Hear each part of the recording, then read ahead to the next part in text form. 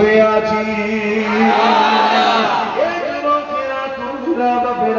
আল্লাহ নবী সাহাবী হযরত আবু বকর সিদ্দিকের কথা শুনে সঙ্গে সঙ্গে 10,000 যুবক সাহাবী তৈরি হয়ে যায়। 10,000 যুবক সাহাবারা কিরা বলতে লাগলে, ও হযরত আবু বকর, আপনার সাথে আমরাও যেতে রাজি আছি। হযরত আবু বকরকে সাথে করে নিয়ে মুসাইলামাতুল কাজ্জাবের ওখানে চলে গেল। মুসাইলামাতুল কাজ্জাব 90,000 সৈন্যদেরকে ঘিরে রেখেছে। কত হাজার? আর সিদ্দিক আকবরের সৈন্য কত? 10,000।